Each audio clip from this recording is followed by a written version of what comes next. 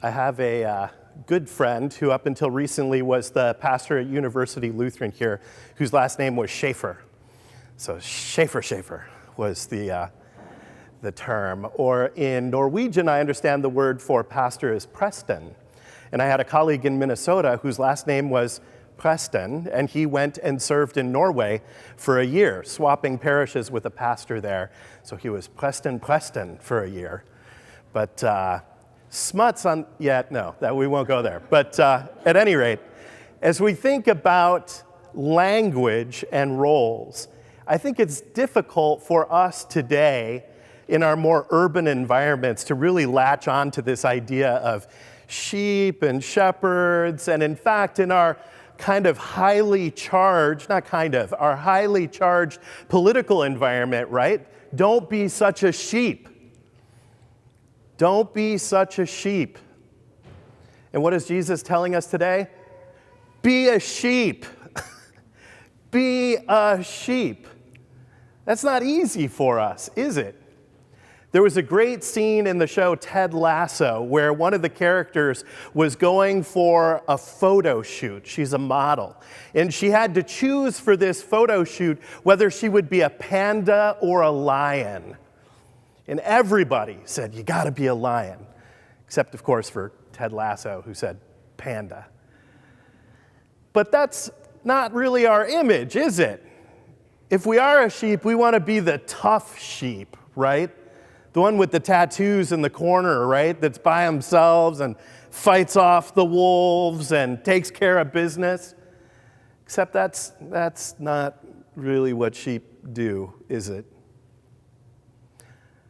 There's a part of me that senses that in our modern life, we like this idea and this sense that we're on top of everything, we figured everything out, we can bend the universe to the reality that we want right up until it doesn't work that way.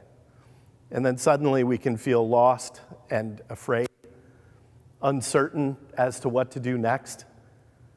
This sense that there must be someone who can help guide me at this point, assist me, because I feel very, very alone in the moment.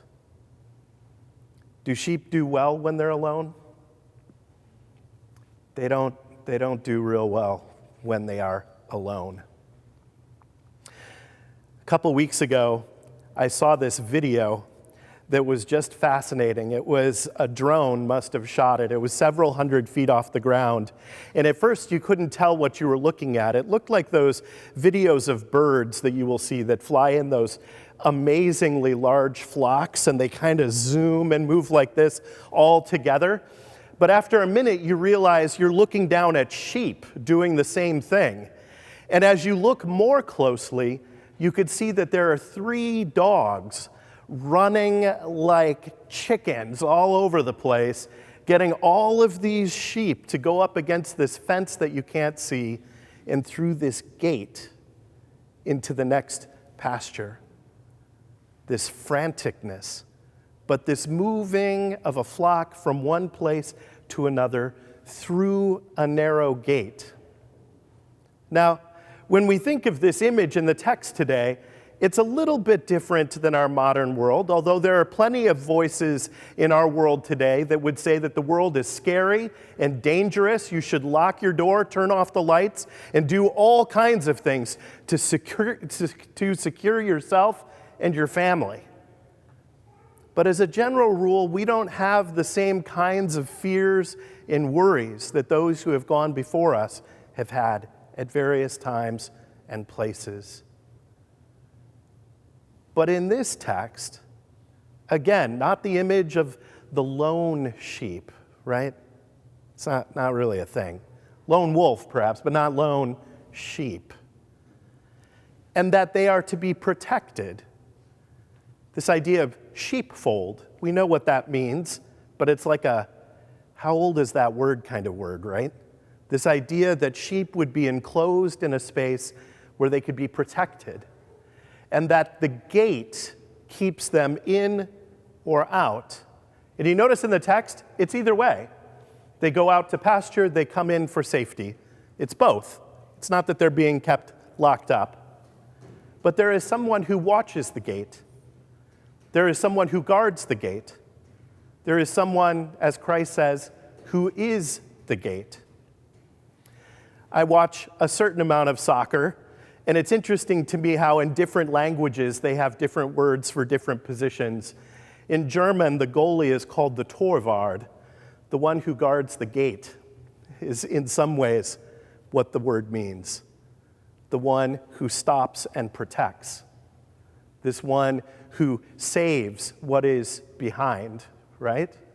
Now, in this image, though, of sheep, I think we have to put this over and against our modern society, the world that we live in, because we can read this story from 2,000 years ago and say, well, I'm sure that was a nice story 2,000 years ago. It's not clear to me what that has to do with me today. This morning, I read an op-ed in the New York Times by the former recent Surgeon General talking about the epidemic in the United States of loneliness and the physical and medical consequences, diabetes, heart disease, and other instances, deaths of despair we might read about in the news. This idea that we are alone and lonely. And I'm increasingly seeing articles on this topic, and what is fascinating to me is as they seek for causes and references and historical threads that have led us to this place, almost never are faith communities and their place in society referenced in this trend. Now, regardless of whether you're a person of faith or not, faith communities have played a hugely important role in society in creating a sense of community, creating relationships, creating places where it is noticed if we are not there.